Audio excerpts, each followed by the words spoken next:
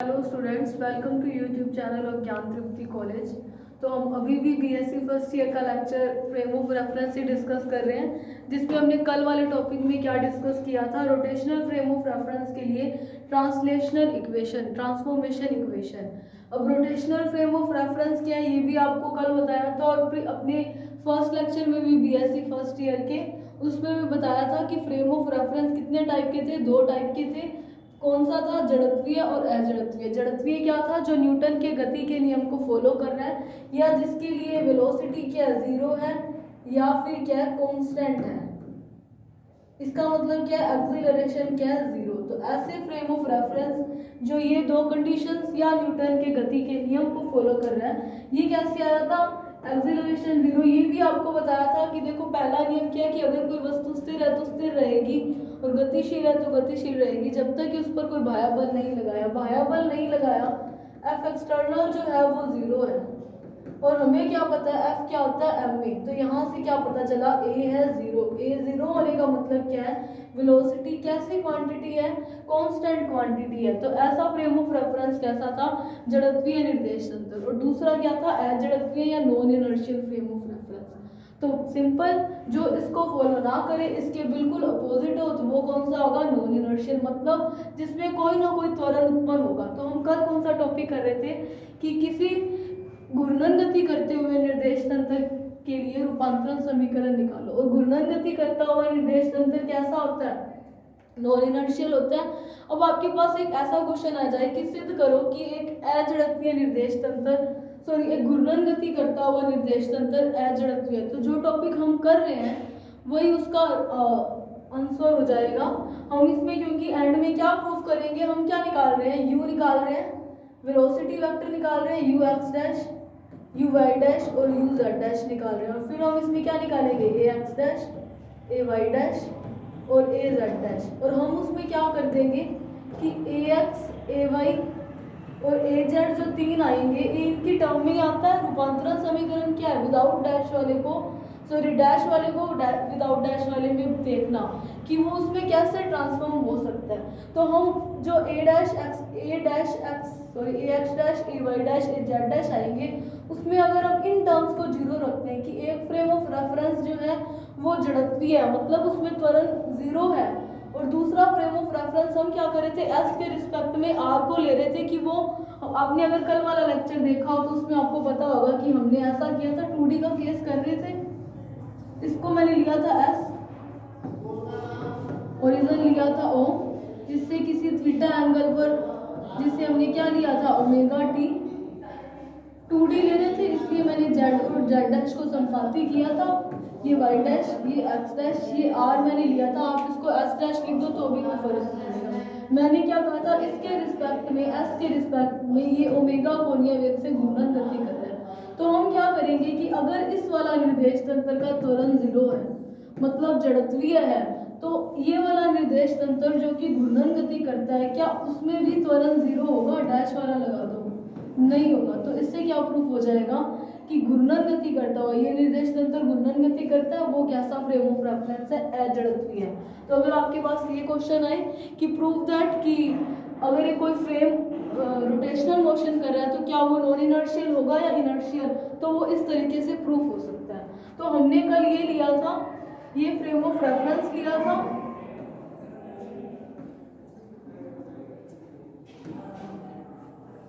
और हमने क्या निकाला था? इसके लिए हमने एक्स डैश लिखा था, जो कि आपको जो कोऑर्डिनेट ट्रांसफॉर्मेशन इक्वेशन है उसमें मैंने प्रूफ कराया था। वो क्या था?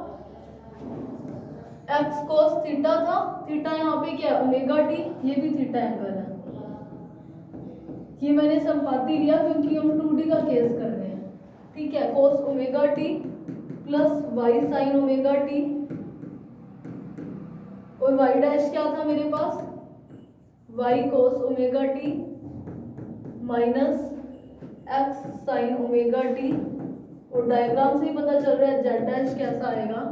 जेड के इक्वल, जिसको मैंने फर्स्ट ए, फर्स्ट बी और फर्स्ट सी इक्वेशन दी थी। यही इक्वेशन थी X cos omega T plus Y sign omega T. और फिर हमने क्या किया था? वेलोसिटी वेक्टर निकाल रहे थे, जैसे हम निकालते आ रहे हैं। ये कल हमने प्रूफ कर रखा है, इसीलिए मैं इसके डायरेक्ट रिजल्ट लिख रही हूँ।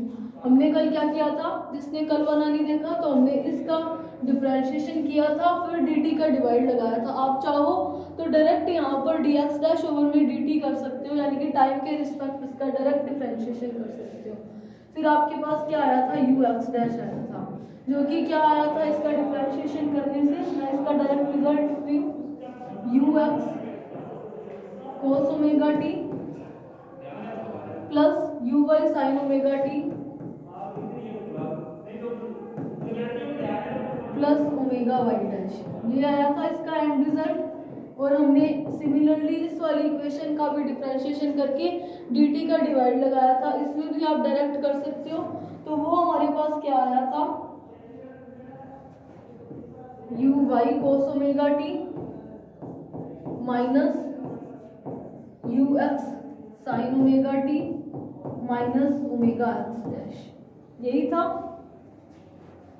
ठीक है, और जो u z डैश है वो तो डायरेक्ट ही है, इसके इक्वल आया था u z की। तो इसको हमने क्या नंबर दिया था, 2a 2b एंड 2c।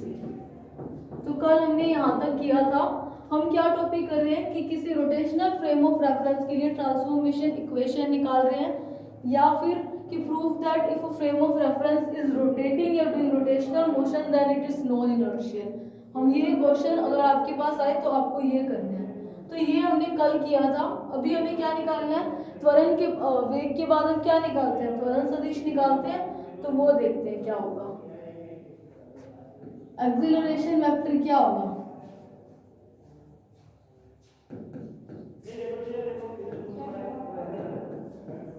तो एक्सीलरेशन वेक्टर के लिए आपके पास जो इक्वेशन है 2a डैश, अगर मैं पहले ax डैश निकालूं तो उसके लिए मुझे इसका डिफरेंशिएशन करना पड़ेगा 2a का। तो देखते हैं, तो by differentiating equation number 2a, समीकरण 2a का अवकलन करते हैं। तो देखो क्या आएगा अवकलन करने पे मेरे पास, पहले मैं ux डैश लिख देती हूँ। वो क्या है, ux डैश क्या है मेरे पास, पहले 2a इक्वेशन लिख रही हूँ, ux cos omega t plus uy sin omega t plus omega y dash. तो मैं इस इक्वेशन का, ये 2a इक्वेशन है, इसका डिफरेंशिएशन करती हूँ। अगर मैं ux डैश का करूंगी तो मेरे पास क्या आ जाएगा, वेग का करती हूँ तो त्वरण निकल जाएगा, डैश वाला था तो मैंने डैश लिख दिया, मतलब इसका अवकलन क्या आ जाएगा, ax डैश। वैसे ही इसका करती हूँ, टाइम की रिस्पेक्ट कर रही हूँ, इसका करूंगी तो dux ओवर में dt बनेगा, जिसको मैं ax लिख सकती हूँ। u इंटू वी वाला लगाएंगे तो अब cos ओमेगा t क्या आ जाएगा, बाहर आ जाएगा। और मुझे यहाँ पर भी टाइम है, मतलब ये भी कॉन्स्टेंट नहीं है, तो मुझे इसका भी करना पड़ेगा। इसका करेंगे तो cos थीटा का क्या होता है, माइनस साइन थीटा। तो यहाँ पर करूंगी तो मैं क्या आ जाएगा, ओमेगा बाहर आ जाएगा, क्योंकि ओमेगा टी का भी करना पड़ेगा, इंटू ux तो पड़ा ही है, साइन थीटा यानी कि sign omega T dot dt over में dt क्या हो जाएगा, कैंसिल हो जाएगा। प्लस इसका करती हूँ तो क्या आ जाएगा, ay yes ay sine omega T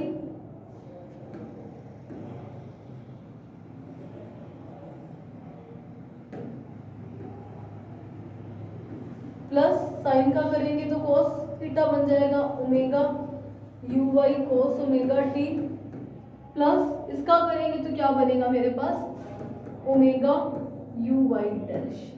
तो देखो यहाँ पर a वाली टर्म को मैं एक साइड लिख देती हूँ और बाकियों को दूसरी साइड। तो ax डैश मेरे पास क्या आया, ax cos omega t plus ay sin omega t minus ux omega sine omega t plus omega uy cos omega t plus omega uy dash. यहाँ से देखो इन तीनों टर्म में मेरे पास एक ओमेगा ही है जो कॉमन आ सकता है, तो मैं उसको कॉमन ले लेती हूँ। तो देखो क्या आएगा, ax dash is equals to ax cos omega t plus ay sine omega T, omega omega को कॉमन ले लूँ, प्लस का ओमेगा लेती हूँ मैं, पहले इस वाली टर्म को लिख लेती हूँ ताकि पॉजिटिव में बन जाए U Y cos omega T minus ये क्या बन रहा है U x sign omega T plus U Y dash. अब देखो आपके पास कुछ टर्म बनी है, क्या बनी है, U X cos omega T, sorry U Y cos omega T minus you X cos omega T plus U Y dash. अब ये जो टर्म है ये आपके पास कहीं ना कहीं बन रही होगी। इसको देखने के लिए क्या कर सकते हैं हम, इन इक्वेशंस को चेक करते हैं कि अपने पास कुछ ऐसा बन रहा है, यहाँ पर कुछ बन सकता है। देखो क्या बन रहा है, तो देखो क्या बन रहा है, इस वाली इक्वेशन में देखो क्या है मेरे पास u Y cos omega T minus you x sign omega t, यहाँ पर देखो बन रहा है you Y cos omega T minus you x sign omega t. ये वाली टर्म को एक बार मैं इस साइड भेज दूँ तो इतनी टर्म की मेरे पास वैल्यू आ रही है by equation 2b U Y dash plus omega x dash बन रहा है ना, देखो ये वाली टर्म, तो बाय इक्वेशन 2b ये वाली टर्म को एक बार छोड़ देते हैं, तो यहाँ लिख देना बाय यूजिंग इक्वेशन 2b को अगर मैं यूज करती हूँ तो इसकी वैल्यू मेरे पास पड़ी है, क्या पड़ी है you Y dash plus omega x dash. तो मैं यहाँ पर वैल्यू पुट कर देती हूँ, a x dash is equals to a x cos omega T plus a y sign omega T plus omega बाहर था, बाहर लिख दिया, किसकी वैल्यू बन रही थी यू वाई डैश प्लस का, ये इधर जाएगा प्लस का हो जाएगा omega x dash, U Y dash plus omega x dash plus U Y dash, यही बना। यहाँ से देखो U Y dash to U Y dash हो जाएगा और ओमेगा का मैं मल्टीप्लाई करूँ तो मेरे पास क्या बन जाएगा 2 omega you Y dash plus omega square x dash. तो मैं इसको नोट करती हूँ, तो देखो ए एक्स डैश क्या आया मेरे पास, a x cos omega T plus a y sign omega T, a x cos omega T plus a y sign omega T plus 2 omega you Y dash plus omega square x dash, यही बन रहा है। देखो omega का मैंने multiply करा और इन दोनों को मैंने ऐड कर दिया, तो 2 omega you Y dash plus का ओमेगा स्क्वायर एक्स डैश। तो ये हुआ, हम इसको इतना ही सॉल्व कर सकते थे, तो मैं इसको दे देती हूँ इक्वेशन नंबर 3a। अब मुझे क्या, जैसे ए एक्स डैश निकाला है वैसे ही ए वाई डैश निकालना है, तो उसके लिए मैं क्या कर सकती हूँ, डिफरेंशिएशन ही करूँगी फिर से वेलोसिटी का। तो बाय डिफरेंशिएटिंग इक्वेशन नंबर, अब मुझे यू वाई का करना है, तो वो मेरे पास क्या था 2b, उस इक्वेशन का मैं अवकलन करती हूँ। तो पहले मैं यू वाई यहाँ पर नोट कर लेती हूँ, वो क्या है you Y cos omega T minus you x sign omega T minus omega x dash. तो मेरे पास क्या आया U Y dash U Y cos omega T minus you x sign omega T minus omega x dash. एक बार check कर लेते हैं, ये इक्वेशन थी ना,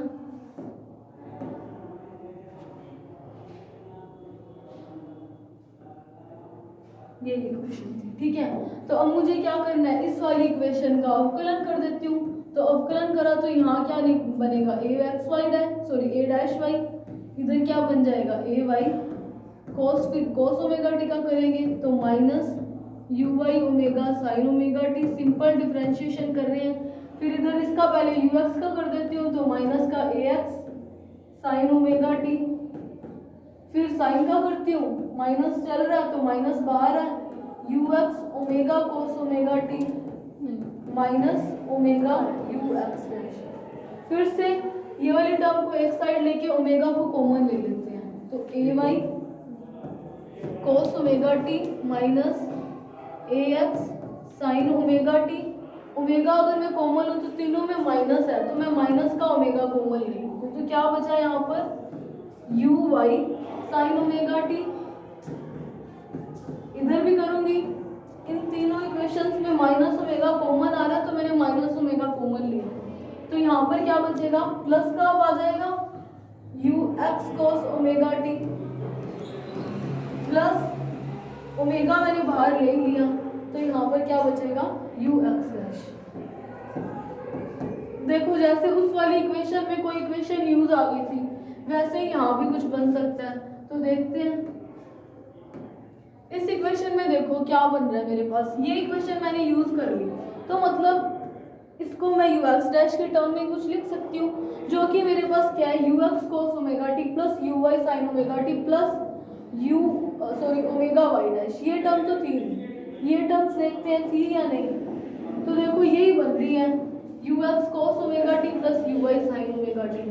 अगर मैं इसको छोड़ दूँ तो देखो अब मैं क्या लिख सकती हूँ, इसको इक्वेशन 2a से इस वाली टर्म को मैं उधर ले जाऊँ तो इन दोनों की मैं वैल्यू लिख सकती हूँ U x dash minus omega Y dash. तो मैंने ये पुट कर देती हूँ U x dash minus omega Y dash. तो देखो यहाँ पर क्या बचेगा, पहले मैं ये लिखती हूँ omega you x dash minus omega Y dash plus U x dash, और यहाँ क्या है minus A x sign omega T A Y cos omega T किसके इक्वल है, ए वाई डैश। तो देखो फिर से जैसे इस वाली में बन रहा था वैसे ही यहाँ पर देखो यू एक्स डैश आ गया, जुड़ जाएंगे। तो यहाँ पर क्या हो जाएगा 2 you x dash minus omega से मल्टीप्लाई करेंगे तो क्या हो जाएगा minus 2 omega you x dash, और इधर करती हूँ तो माइनस माइनस प्लस हो जाएगा। मतलब इसी तरीके की कुछ इक्वेशन बन गई। ए वाई डैश क्या आया, a Y cos omega T minus A x sign omega T minus 2 omega you x dash plus minus minus plus omega square Y dash. इसको क्या दे देते हैं इक्वेशन नंबर 3b। अब मुझे क्या निकालना है, मेरे को पता है इक्वेशन फर्स्ट है क्या था जेड डैश, फर्स्ट सी क्या था ये था, 2c क्या था ये थी। अगर मैं 3c बनाऊँ यानी कि एक्सेलरेशन निकालूं तो इसका डिफरेंशिएशन हो जाएगा जो कि क्या आ जाएगा ये, इसको दे देते हैं इक्वेशन नंबर 3c। यही कम कर रहे हैं रोटेशनल इक्वेशन में। ट्रांसफॉर्मेशन इक्वेशन जब बना रहे हैं तो क्या कर रहे थे, वेलोसिटी वेक्टर, पोजीशन वेक्टर, और हम क्या निकाल रहे थे एक्सेलरेशन वेक्टर। तो मेरे पास वेलोसिटी वेक्टर भी निकल गए हैं और एक्सेलरेशन वेक्टर भी हो चुके हैं। तो इसका मतलब क्या है, यहाँ तक हुआ हमारा टॉपिक कंप्लीट कि एक्सेलरेशन हमने ट्रांसफॉर्मेशन निकाल दी। यहाँ पर लिखते हैं ना कि इक्वेशन 3a 3b और 3c क्या त्वरण की रूपांतरण समीकरण है, वैसे ही 2a 2b और 2c क्या था वेग की रूपांतरण समीकरण थी, और 1a 1b और 1c क्या था स्थिति की रूपांतरण समीकरण। अब देखो मैंने क्या बोला था कि अगर आपके पास ऐसा आ जाए कि आपको प्रूफ करना हो कि एक रोटेशनल फ्रेम ऑफ रेफरेंस जो है क्या वो जड़त्वीय होगा या अजड़त्वीय, तो देखो यहाँ से प्रूफ करते हैं। यहाँ से देखने के लिए मैं क्या करती हूँ कि फ्रेम ऑफ रेफरेंस एस कैसा ले रही हूँ, जड़त्वीय ले रही हूँ। फ्रेम ऑफ रेफरेंस एस में मैंने क्या लिए थे ए एक्स ए वाई और ए जेड लिए। अगर ये जड़त्वीय है तो मतलब ये सब क्या होगी जीरो होगी। तो इसका मतलब क्या है, अगर मैं इस वाली इक्वेशन में ए एक्स ए वाई और ए जेड जो भी टर्म्स आ रही हैं उनको जीरो लिखती हूँ तो क्या मेरे पास a x dash A Y dash और ए जेड डैश जीरो आती है तो इसका मतलब क्या हुआ, वो जड़त्वीय होगा या अजड़त्वीय, सिर्फ वो क्या होगा जड़त्वीय ही होगा क्योंकि वो न्यूटन के गति के नियम को फॉलो कर रहा है। तो देखो मैं क्या करती हूँ, मैं मान लेती हूँ कि ए एक्स ए वाई और ए जेड जीरो है, तो डैश वाली निकालते हैं क्या आएगा। तो देखते हैं ए एक्स डैश क्या आएगा, यहाँ लिख देना if A X is equals to A Y is equals to A Z equals to 0। तो ए एक्स डैश क्या, ए एक्स डैश में मैं वैल्यू पुट करूं इक्वेशन 3a में तो ये टर्म कैसी हो जाएगी 0, क्योंकि ए एक्स ए वाई और ए जेड 0 है, मतलब कुछ ना कुछ वैल्यू बच रही है। तो वो वैल्यू क्या है 2 omega you Y dash plus omega square x dash. क्या आई है value 2 omega you Y dash plus omega square x dash. इसको रहने दो, नंबर देंगे। सिमिलरली मैं ए वाई डैश देखूं तो वो मेरे पास क्या आएगा वैसे ही ये वाली टर्म्स क्या हो जाएंगी, जीरो हो जाएगी। तो मेरे पास क्या बचेगा, -2 omega you x dash plus omega square Y dash, क्योंकि ये तो मैंने जीरो नहीं लिए ना अभी तक। तो क्या आया, -2 omega you x dash plus omega square U Y dash. और मैं ए जेड डैश देखूँ तो ए जेड डैश किसके इक्वल था, ए जेड के, वो क्या आया, जीरो। इसका मतलब क्या है कि अगर कोई एक फ्रेम ऑफ रेफरेंस एस जो है वो जड़त्वीय है, जड़त्वीय ही है, त्वरण जीरो है, तो क्या दूसरा फ्रेम ऑफ रेफरेंस जो उसके रिस्पेक्ट किसी कोणीय वेग से, मैंने जिसको ओमेगा लिया था, घूर्णन गति कर रहा है, तो क्या वो निर्देश तंत्र जड़त्वीय होगा, नहीं होगा, क्योंकि त्वरण क्या है, जीरो नहीं आया। अगर त्वरण जीरो नहीं आया तो कैसा फ्रेम ऑफ रेफरेंस होगा, अजड़त्वीय होगा। तो आपके पास एक डायरेक्ट ये भी क्वेश्चन आ सकता है कि सिद्ध करो कि घूर्णन गति करता हुआ निर्देश तंत्र अजड़त्वीय होता है। तो उसके लिए आपको ये करना पड़ेगा, या आपके पास आ गया कि 2D के लिए आपको ये प्रूफ करो, रोटेशनल फ्रेम ऑफ रेफरेंस के लिए ट्रांसफॉर्मेशन इक्वेशन निकालो, तो भी आपको यहाँ तक करना पड़ेगा। तो ये हुआ हमारा अभी वाला टॉपिक कंप्लीट। अभी हम इसका नेक्स्ट केस करेंगे 3D वाला। तो अब हम इसका करते हैं 3D। 3D में क्या है, transformation equation for a rotational frame.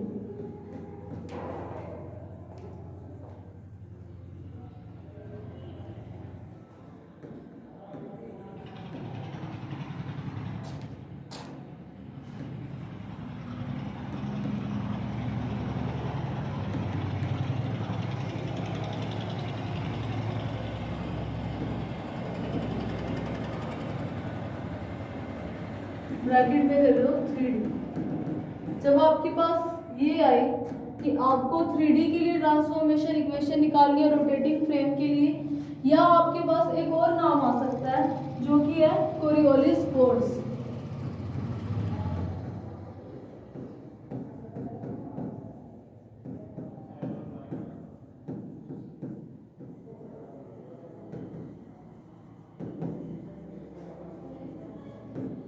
या आपके पास इस नाम से आ सकता है। ये इम्पोर्टेंट है कि कोरियोलिस फोर्स को डिराइव करो। कोरियोलिस फोर्स का फॉर्मूला आपके पास इन दो में से किसी भी नाम से आए तो आपको ये टॉपिक करना है। कोरियोलिस फोर्स क्या है, रियलिटी में वो भी एक स्यूडो फोर्स ही है। स्यूडो फोर्स क्या था, जो कि मैंने आपको बताया था, क्या होता है, किसी फ्रेम ऑफ रेफरेंस की त्वरित गति के कारण किसी पार्टिकल को फील होता है कि उसके ऊपर कोई फोर्स लग रहा है, जबकि एक्चुअल में कोई भी फोर्स नहीं लग रहा होता है। तो वो फोर्स भी स्यूडो फोर्स ही है, जो कि कोरियोलिस फोर्स भी होता है। तो ये हुआ हमारा कोरियोलिस फोर्स। क्या है, अब हम क्या कर रहे हैं, रोटेटिंग फ्रेम 3D के लिए कर रहे हैं। 3D के लिए कर रहे हैं मतलब अब जेड एक्सिस को हम संपाती नहीं बनाएंगे।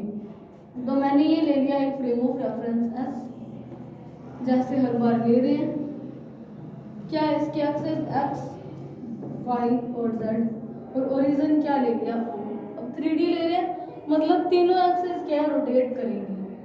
रोटेट कराने के लिए इसके रिस्पेक्ट ओ और ओ डैश को तो मुझे संपाती लेना पड़ेगा। ये मैंने ले लिया एक्स डैश, ये ले दिया वाई डैश। इसको फ्रेम ऑफ रेफरेंस मैंने आर बोल दिया। आप चाहो तो इसको एस डैश लिख दो, कोई फर्क नहीं पड़ेगा, चाहे आप एस डैश कर दो।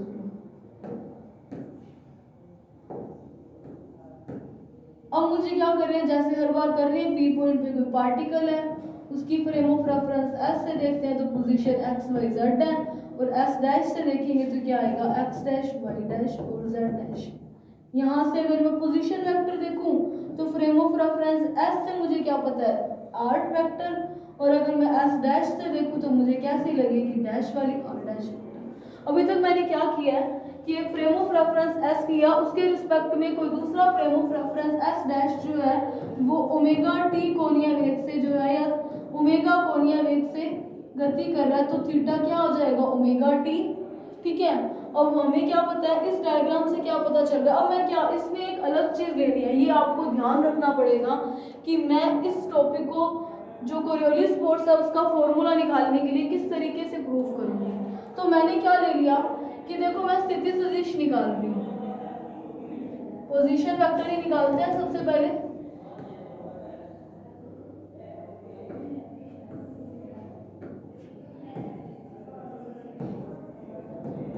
पोजीशन वेक्टर देखो क्या होगा, आर वेक्टर तो आपको पता है क्या होता है, एक्स आई कैप प्लस वाई जे कैप प्लस जेड के कैप। अब मैंने क्या लिया है कि दूसरा फ्रेम, ये तो किसके लिए है, फ्रेम ऑफ रेफरेंस एस से अगर देख रही हूँ तो पोजीशन ऐसे दिखाई देगी। अब अगर मैं एस डैश के रिस्पेक्ट देखती हूँ तो मुझे आर डैश दिखाई देगा, आर डैश के लिए क्या होगा एक्स डैश। अब मैं क्या करती हूँ, जो यूनिट वेक्टर है उसको भी क्या है डैश की फॉर्म में ले लेती हूँ, एक्स डैश आई डैश के आई डैश क्या। मैंने सिर्फ और सिर्फ दोनों में डिफ्रेंशिएशन करने के लिए, दोनों को अलग दिखाने के लिए मैंने इसका डैश की फॉर्म में लिख दिया, plus Y dash J dash क्या plus Z dash K dash क्या। इसको दे दो इक्वेशन नंबर फर्स्ट, इसको दे दो इक्वेशन नंबर सेकंड। अब आपको फिगर से क्या पता चल रहा है, फ्रॉम फिगर आपको क्या पता चल रहा है, देखो इस फिगर से पता चल रहा है कि ओरिजिन जब जो है दोनों के वो संपाती है तो, और पी वेक्टर से डिस्टेंस दोनों फ्रेम ऑफ रेफरेंस की जियोमेट्री से क्या पता चल रही है, सेम ही है, यही दिख रहा है। तो यहाँ से क्या पता चला, आर वेक्टर किसके इक्वल है, आर डैश वेक्टर की। इसको दे दो इक्वेशन नंबर 3। ये आपको पता चल रहा है ना इस जियोमेट्री से। तो अभी तक हमने क्या किया है, इस फ्रेम ऑफ रेफरेंस एस के रिस्पेक्ट हमने यूनिट वेक्टर एक्स एक्सिस के अलोंग आई कैप, वाई के अलोंग जे कैप और जेड के अलोंग के कैप लिया। जबकि मैं जब frame of reference S dash की बात कर रही थी तो मैंने क्या किया, एस डैश के अलोंग मैंने एस के लिए एक्स डैश के अलोंग मैंने लिया I dash cap, Y dash के अलोंग लिया जे डैश कैप और जेड डैश के अलोंग लिया के डैश कैप। डैश वाला था इसीलिए मैंने डैश लिया। तो ये हुआ हमारा जियोमेट्री से इक्वेशन 1, 2 और 3। फिर हमें क्या करना है, वेलोसिटी वेक्टर निकालना है। वेलोसिटी वेक्टर निकालने के लिए हम क्या करते हैं, इस इक्वेशन का क्या कर देते हैं, डिफरेंशिएशन कर देते हैं। तो अब मैं निकालती हूँ वेलोसिटी वेक्टर।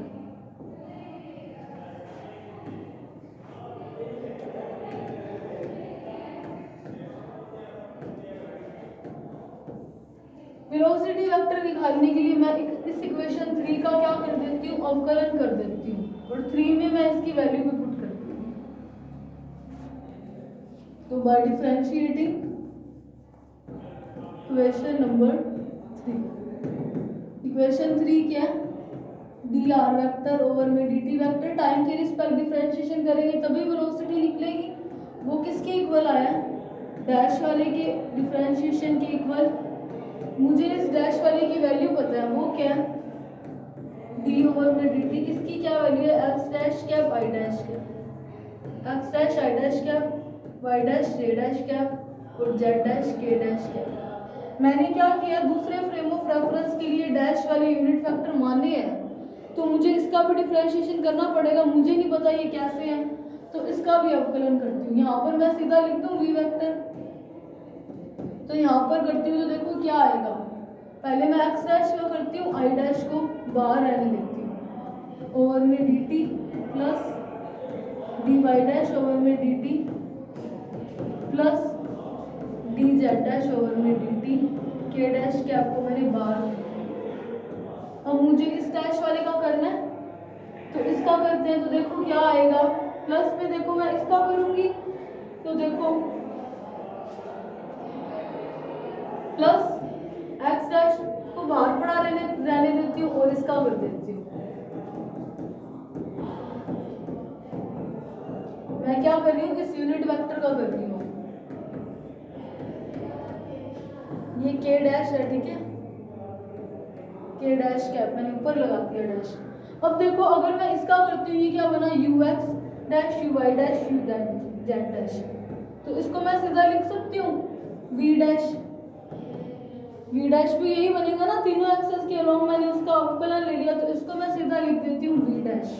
जहाँ आप लिख देना वी डैश क्या है, डी आर डैश। मैंने जब मैं किसी चीज़ को अगर इस तरीके से लिख रही हूँ ना तो मैं इसको कहीं ये भी शो कर दूँ तो भी आप ध्यान रखना कि सेम ही है। इसका मतलब भी यही है कि मैंने जो डी पे डैश लगा दिया वो इस आर पे डैश है, ठीक है। इन दोनों का अगर मैं लिखूँ तो इसका मैं सिर्फ इसको ऐसे डिनोट कर रही हूँ, है दोनों चीज़ें सेम ही। तो इसका मतलब क्या हुआ, देखो आप इसको ऐसे समझ सकते हो, डैश वाला का कर रही थी तो मैंने इस पे भी डैश लगा दिया, और जो ये जो था आर वेक्टर इक्वेशन 3 से वो आर डैश के इक्वल ही था, तो मैं इसको सिंपली ये भी लिख सकती हूँ। इस चीज में आप कंफ्यूज मत होना, ये सिर्फ मैंने इस तरीके से डिनोट ही की है। तो वो किसके इक्वल है, डी एक्स डैश ओवर में डी टी आई डैश के, डी वाई डैश ओवर में D t j dash cap plus d z dash over में D t k dash cap. ठीक है, तो यहाँ पर मैंने यहाँ पर सीधी वी डैश की वैल्यू लिख दी प्लस, अब मेरे पास क्या बन रहा है एक्स डैश डी ओवर में D t i dash cap का डिफरेंशिएशन, सिमिलरली जे डैश कैप का और के डैश कैप का।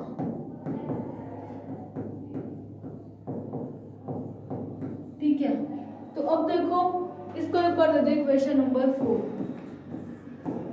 अब आपको एक चीज पता है, उसको मैं यहाँ पर यूज करूंगी। आपको पता है, ये आप सबने पढ़ा होगा v क्या होता है, वेलोसिटी, लीनियर वेलोसिटी और एंगुलर वेलोसिटी, रेखिक और कोणीय वेग के बीच में एक आपने संबंध पढ़ा होगा, वो क्या होता है ओमेगा क्रॉस आर। ये आप सबने पढ़ा होगा। जहां पर मैं क्या लिख सकती हूँ, यहाँ लिख देना वी नो दैट, हम इसका यूज करेंगे, हम जानते हैं कि ये एक ऐसा रिलेशन होता है, तो मैं इसको ये लिख सकती हूँ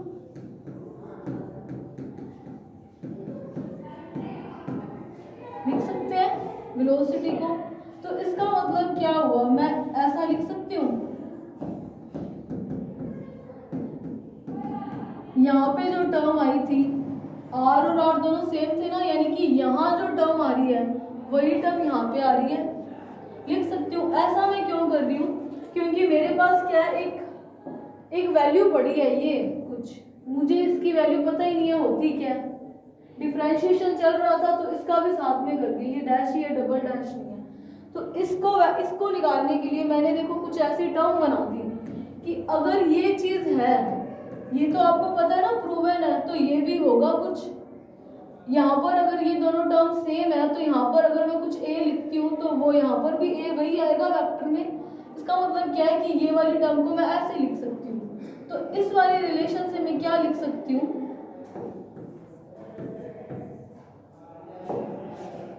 तो यहाँ पे मैं क्या लिख सकती हूँ देन, अगर मैं यहाँ पे आई डैश लगा दूँ तो वो किसके इक्वल आ जाएगा, तो वो इसके इक्वल आ जाएगा। सिमिलरली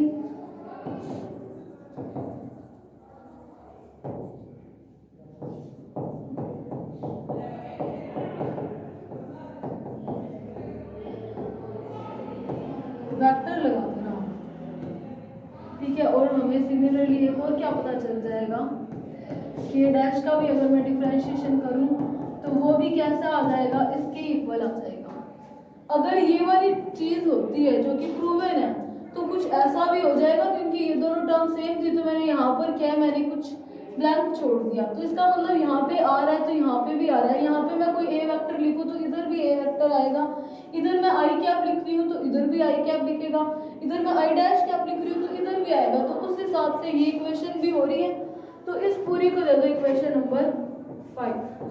तो बाय यूजिंग इक्वेशन 4 and 5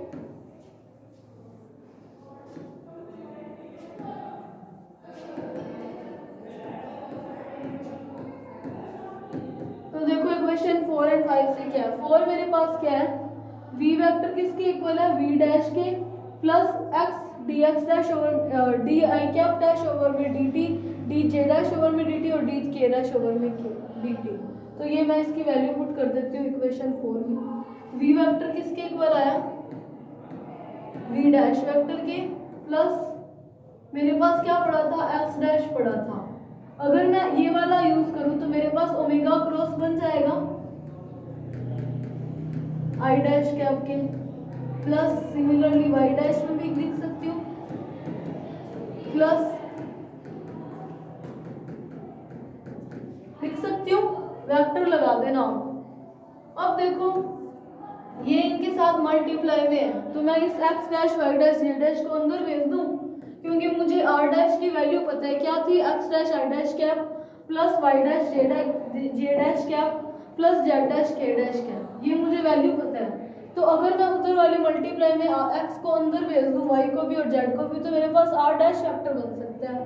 तो मैं यहाँ पे पुट कर देती हूँ, इसको अंदर भेज देती हूँ। तो वी वेक्टर किसके इक्वल आया, V dash vector plus omega cross X dash, लिख सकती हूँ मैं इस एक्स को यहाँ पे भेज दिया, plus omega cross Y J dash, Y पे भी डैश है, plus omega cross Z dash K dash, क्या लिख सकती हूँ।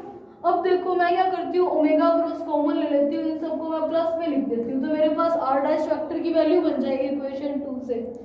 तो मैं यहाँ पे लिख देती हूँ, वी वेक्टर किसके इक्वल आया, वी डैश वेक्टर के प्लस ओमेगा क्रॉस कॉमन ले दिया, सब में है, तो क्या आया, X dash I dash cap plus Y dash J dash cap plus Z dash K dash cap. इसको आप बोलते हो तो यही आएगा।